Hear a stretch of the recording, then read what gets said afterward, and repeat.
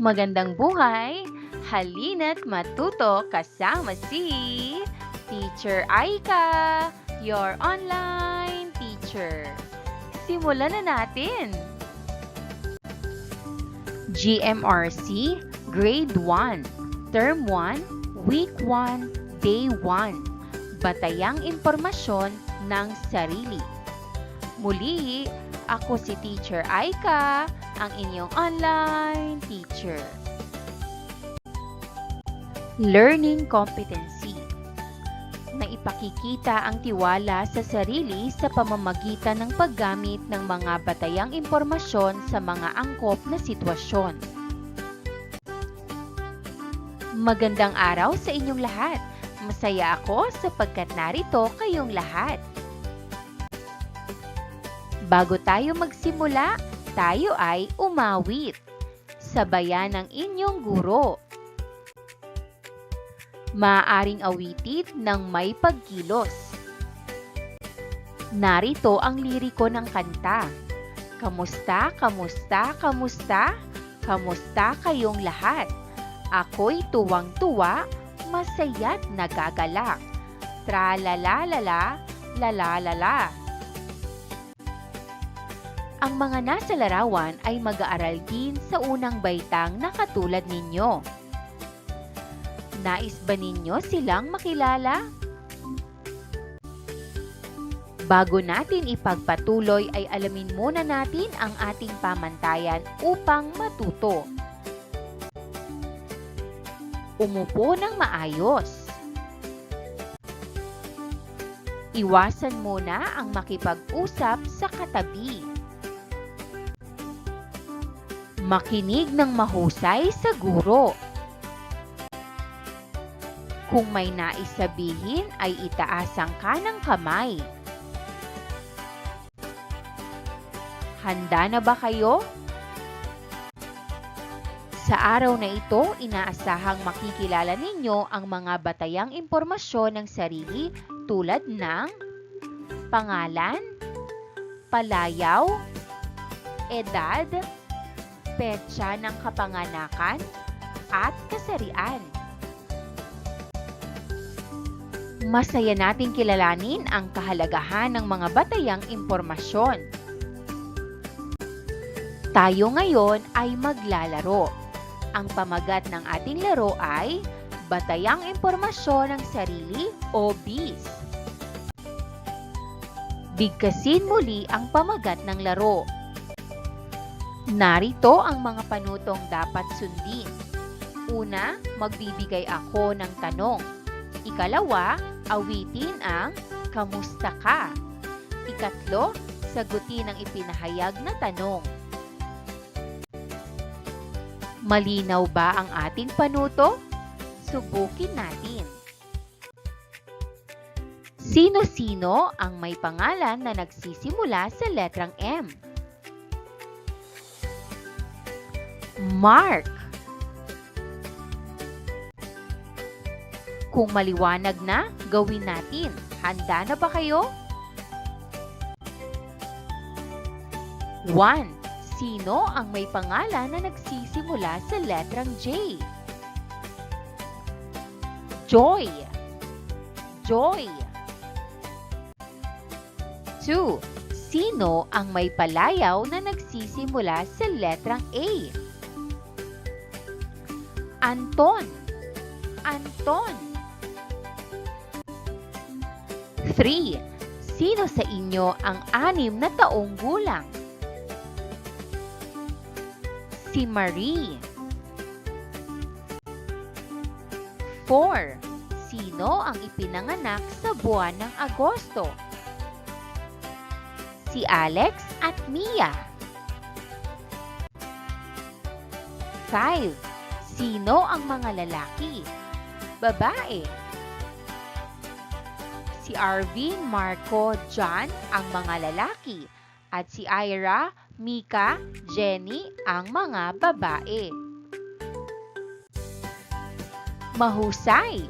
Pumalakpak ng 10 beses para sa inyong mga sarili. Umpisa. 1, dalawa, tatlo, apat, lima, anim, pito, walo, siyam, sampu. Nabanggit ko kanina na ang mga nasa larawan ay mga mag-aaral din sa unang baitang katulad ninyo. Kilalanin natin sila. Si Michelle at si Michael. Sila si Michelle at si Michael.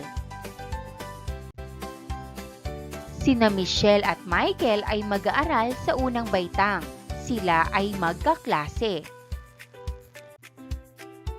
Tinatawag si Michelle na Mitch at si Michael na Mike ng kanilang mga kaibigan bilang palayaw.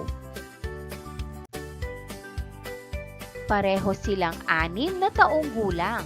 Si Mitch ay ipinanganak noong 8 ng Marso, 2018. Si Mike naman ay ipinanganak noong 2 ng Enero, 2018.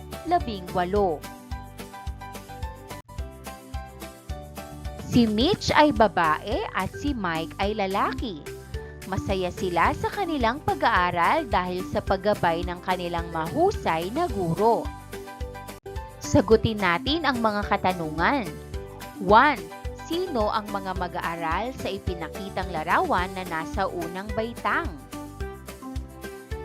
Si Michelle at Michael. 2. Ilang taong gulang si Michelle at Michael? Pareho silang 6 na taong gulang. 3. Ano ang palayaw ni Michelle? Mitch. 4. Ano ang palayaw ni Michael? Mike. 5. Ano ang petsa ng kapanganakan ni Michelle? 8 ng Marso, 2018. 6. Ano ang petsa ng kapanganakan ni Michael? 2 ng Enero, 2018. Ilahad ang batayang impormasyon ng sarili. 1. Ang pagkakaroon ng pangalan ay nagpapakilala sa atin sa ibang tao. Ito ay pagkakakilanlan na tawag sa atin. Tulad mo, ikaw ay mayroong pangalan. Ano ang pangalan mo? 2. Ang palayaw ay pinaikling pangalan. Ano ang iyong palayaw? 3. Samantalang ang edad ay tumutukoy sa bilang ng taon na mula pagkasilang hanggang sa kasalukuyan. Ikaw, ilang taon ka na? 4. Petsa ng kapanganakan o kaarawan ay araw, buwan at taon ng pagsilang ng isang tao. Ikaw, kailan ang iyong kaarawan? 5. Ang kasarian ay tumutukoy sa pisikal na katangian ng tao, kung lalaki o babae. Tumayo ang mga babae at pumalakpak ng 5 beses. Pagkatapos ay umupo. Tumayo naman ang mga lalaki at pumalakpak ng 5 beses. Pagkatapos ay umupo. Mahusay! Bago tayo magpatuloy ng ating aralin, ay umawit muna tayong lahat ng kamusta ka? Tandaan ang mga sumusunod. Pangalan, pangalan. Palayaw, palayaw. Edad, edad. Petsa ng kapanganakan, petsa ng kapanganakan. Kasarian, kasarian. Lahat ng ito ay batayang impormasyon ng sarili. Magkakaroon tayo ng pangkatang gawain gamit ang larawan na aking ipinakita. Panuto, isulat ang pangalan, palayaw, edad, petsa ng kapanganakan at kasarian. Naiintindihan ba ang mga panuto? Handa na ba kayo? Gawain bilang isa, panuto. 1. Sasabihin ko ng isa-isa ang mga batayang impormasyon na inyong ididikit sa bubble map. 2. Iwasan ang magtulakan. 3. Uumpisahan natin sa kasarian. Hintayin na makapagdikit ang lahat. Sunod ang petsa ng kapanganakan, palayaw, edad at pangalan hanggang sa mapuno ng mga datos ang bubble map. Mahusay! Bigyan ng 10 palakpak ang lahat. Tanong 1. Ano ang naramdaman mo habang ginagawa ang ating gawain? Masaya po ako. 2. Ano-ano ang natutuhan mo sa ating isinagawang pagtugon sa batayang impormasyon ng sarili? Natutunan ko pong sabihin ang aking pangalan, edad at kaarawan. 3. Bakit mahalaga ang mga batayang impormasyon ng sarili? Mahalaga po ito para makilala ako ng iba. 4. Paano mo sasabihin ang iyong pangalan, palayaw, edad, petsa at kasarian sa iyong kamag-aral, sa iyong guro, at sa iyong kapwa? Sasabihin ko po ng may malinaw at may tiwala sa sarili. Mahalaga ang mga batayang impormasyon upang makilala ng maayos at mahusay ang sarili na nalilinang din ang tiwala sa sarili. Sa pagkakataong ito ay gagawin natin ang gawain bilang 2. Panuto, puna ng mga patlang ng batayang impormasyon ng sarili. Gawin ito ng may tiwala sa sarili sa pamamagitan ng aktibong pagsagot at tiyak na pakikipagbahagi. Gawin ito ng pasalita. Batayang impormasyon ng sarili. Ako ay si Patlang. Ang palayaw ko ay Patlang. Ako ay 4 taong gulang. Ako ay ipinanganak noong Patlang. Puna ng letra ang patlang ayon sa kahulugan na babanggitin.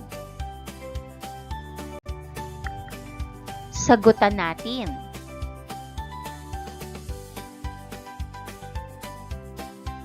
1. A. Edad. 2.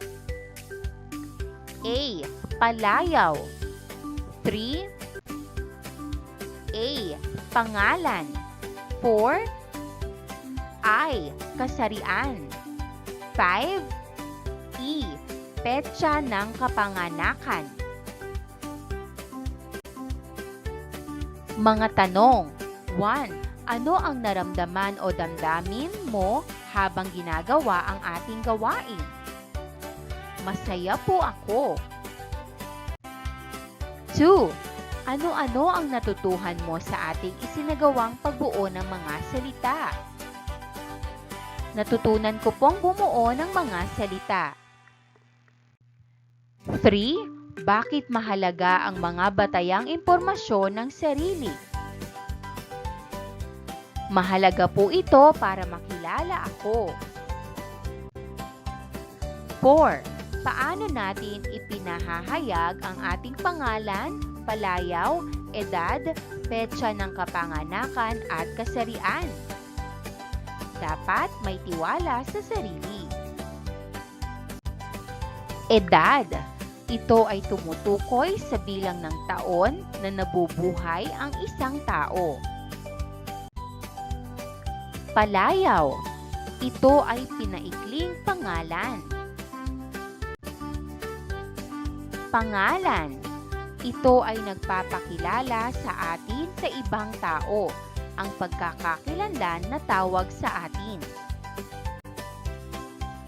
Kasarian. Ito ay tumutukoy sa pisikal na katangian ng tao kung lalaki o babae. Petsa ng kapanganakan. Ito ang araw, buwan at taon ng pagsilang ng isang tao. Mahusay kayong lahat. Tama ang mga sagot ninyo. Palakpakan ninyo ang inyong sarili. Bago tayo magpatuloy, may nais ba kayong itanong? Kung malinaw sa inyo ang ating aralin, ay umawit tayo ng kamusta ka. Makinig ng mabuti sa bawat pangungusap na aking babasahin. Panuto, piliin ang letra ng pinakatamang sagot o tugon at isulat ito sa iyong kwaderno. 1. Si Mary ay babae at si Mario naman ay lalaki. Ano ang kasarian ni Mary? A. Babae, B. Baitang, C. Lalaki, o D. Mario? Sagot A. Babae. 2. Si Edwin Cruz na kilala sa tawag na Ed ay nakasalubong ang kanilang punong guro na si Binibining Perez. Tinanong siya nito kung ano ang pangalan niya. A. Binibining Cruz, B. Binibining Perez, C. Ed Cruz, o D. Edwin Cruz? Sagot B. Edwin Cruz. 3. Ali ang palayaw ni Alisa. Sa unang araw ng klase ay may nais makipagkaibigan sa kanya. Tinanong siya nito. A. Ali, B. Alisa, C. Lisa, D. Isa? Sagot A. Ali.